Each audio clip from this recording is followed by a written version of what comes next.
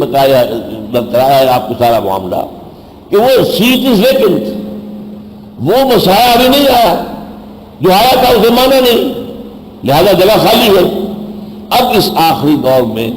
جب آخری مقابلہ ہونا ہے مسلمانوں اور یہودیوں کا، تو پھر وہ مسیحا اٹھ کے کھڑا ہو جائے گا، ان میں سے کوئی ایک دجال، وہ المسیح الدجال ہوگا، جھوٹا مسیح، وہ مسیح ہونے کا دعویٰ کرے گا، لیکن ظاہر بات ہے کہ وہ دعویٰ کرے گا کہ میں نبی ہوں، وہ خدائی کا دعویٰ نہیں۔ خدائی کا دعویٰ کرنے والا میرے نزدیک ایک دوسرا ہوگا دجال، جو خدائی کا دعویٰ کرے گا۔ یہ تو کرے گا صرف یہ دعویٰ میں وہی مسیح ہوں جس مسیح موعود ہوں، جیسے کہ یہ الفاظ غلام احمد قادیانی نے استعمال کیے کہ میں مسیح موعود ہوں، جس مسیح کا وعدہ کیا گیا تھا کہ وہ دوبارہ آئے گا، میں آ گیا ہوں۔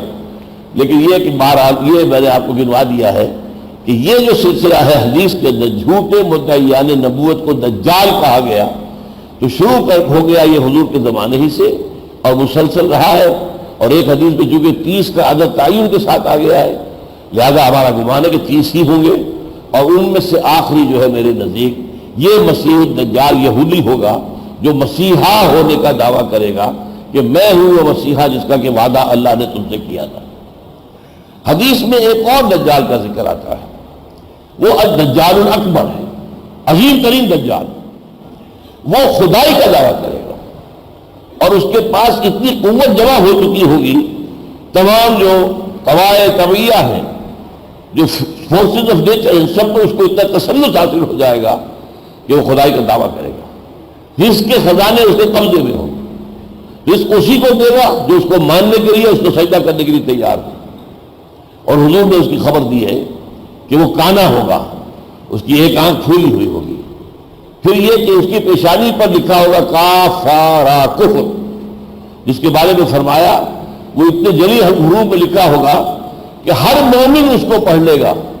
چاہے وہ پڑھنے والا ہو چاہے نہ ہو، ہر مومن پڑھ لے گا۔ غیر مومن کو وہ الفاظ نظر نہیں آئیں گے اس کے پیشانی پر لکھے ہوئے، لیکن ہر صاحب ایمان اس کی پیشانی پر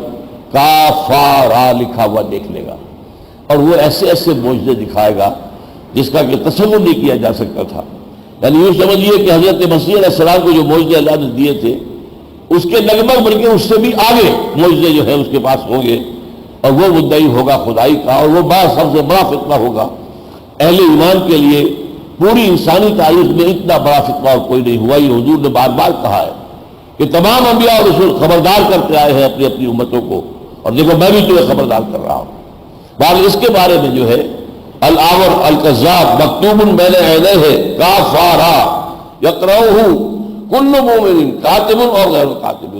یہ بخاری اور مسلم کی روایت ہے حضرت انس بن مالک سے۔ جو حدیث میں دوسرا یہ ہے دجال کا تذکرہ، دجال اکبر، جو خدائی کا دعویٰ کرے گا، اپنے آپ کو سجدہ کرائے گا، جو سجدہ کرے گا اسے چھوڑے گا، جو سجدہ نہیں کرے گا قتل کر دے گا۔ تیسرا ذکر جو احادیث میں آتا ہے دجال کے حوالے سے، وہ سورہ کہف کے ساتھ اس کا ایک تعلق ہے۔ حضور نے فرمایا جو شخص سورہ کہف پڑھتا رہے گا وہ دجالی فتنے کے اثرات سے محفوظ رہے گا۔ یہ 4 صحابہ سے یہ روایات مروی ہیں، عبداللہ ابن عمر رضی اللہ تعالیٰ عنہ، عبداللہ ابن عباس رضی اللہ تعالیٰ عنہ، حضرت ابو سعید الخدری رضی اللہ تعالیٰ عنہ، ابو الدرداء رضی اللہ تعالیٰ عنہ، اور 6 کتابوں میں، حدیث کے 6 مجموعے میں یہ موجود ہے، مسلم شریف میں، ابو داؤد میں، ترمذی میں، نسائی میں، احمد میں، بہقی میں۔ اب بعض میں تو یہ ہے کہ شروع کی آیات جو ہیں سورہ کہف کی، جو ان کا التزام کرے گا، ان سے محبت کرے گا، انہیں پڑھتا رہے گا، وہ دجالی اثرات سے، فتنے سے محفوظ رہے گا۔ بعض میں ہے جو آخری آیات کا ورد کرتا رہے گا،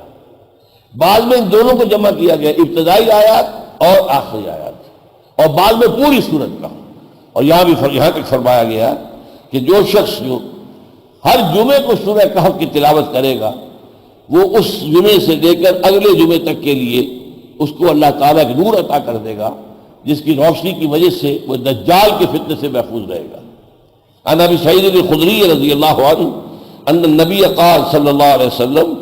من قرأ سورۃ الکہف فی یوم الجمعۃ اضاء له النور ما بین الجمعتین، دونوں جمعوں کے درمیان جو وقت ہے اس میں اللہ تعالیٰ انہیں ایک نور عطا کر دے گا۔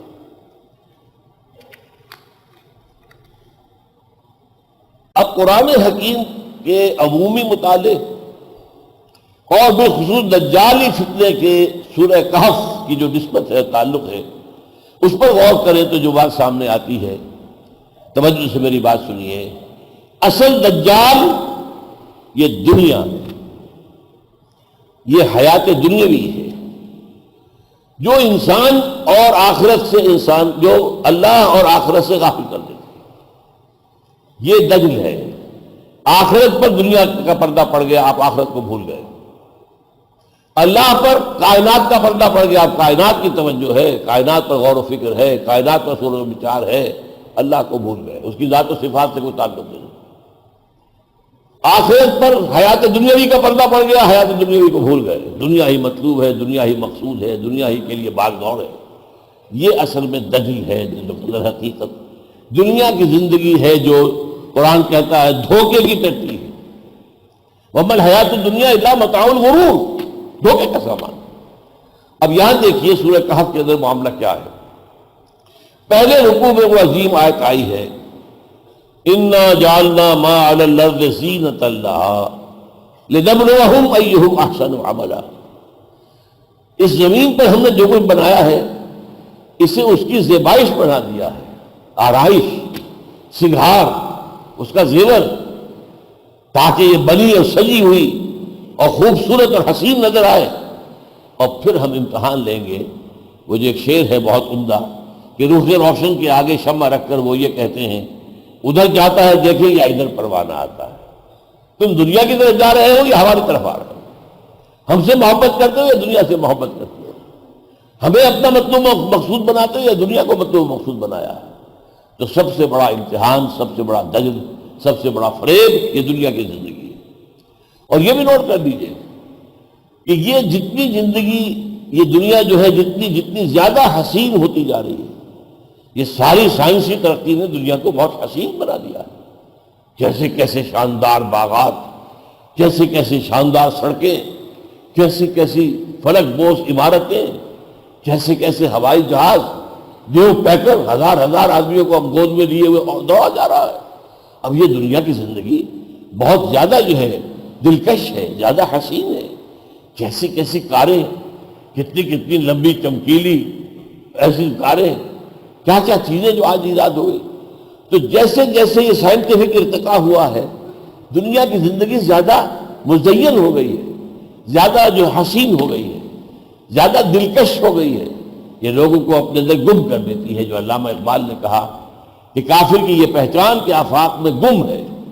اور مومن کی یہ پہچان کے گم اس میں ہے آفاق۔ وہ دنیا میں رہتا ہے لیکن بالا تر رہتا ہے۔ وہ جو حضور نے فرمایا مالی ولی دنیا، مجھے تمہاری دنیا سے کیا سروکار ہے،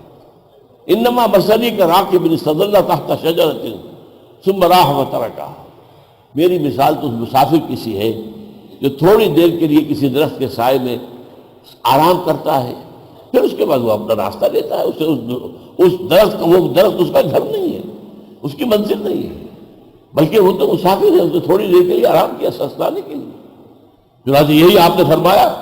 کن فی الدنیا کانک غریب او عابر سبیل، دنیا میں ایسے رہو جیسے کہ تم اجنبی ہو یا راہ گزرتا مسافر، بس اس سے زیادہ نہیں۔ اس سے زیادہ اس سے دل لگایا تو ظاہر بات ہے کہ پھر یہ تمہیں اپنے سحر کے اندر مسحور کر دے گی، اپنے حسن کے اندر تمہیں ایسا جکڑ لے گی کہ پھر اللہ کہاں، آخرت کہاں، یہ تمام چیزیں تمہاری ذہنوں سے نکل جائیں گی۔ ہوں گی بھی تو صرف عقیدے کی پوٹلی کی شکل میں، دماغ کے کسی گوشے میں لکھی ہوئی ہوں گی، عمل میں کوئی اثر نہیں ہوگا۔ عملاً تم ظالم دنیا بنو گے، کہتے رہو گے اللہ کی تحمید اور حمد اور ثنا بھی کرتے رہو گے، لیکن عمل ظالم دنیا۔ تو یہ اصل میں اب اس کو دیکھیے، جو میں نے کہا تھا کہیں تو شروع کی آیات کے بارے میں کہا گیا، کہیں کہا گیا آخری آیات۔ اب یہ پہلے رکوع میں تو یہ آیت کھڑی ہے ایک ستون کے مانند، جو فرمایا گیا کہ انا جعلنا ما علی الارض زینۃ لها لنبلوہم ایہم احسن عملا۔ آخری رکوع میں جا کر دیکھیے اس کا جو نتیجہ نکلتا ہے، وہ ستون کھڑا ہے،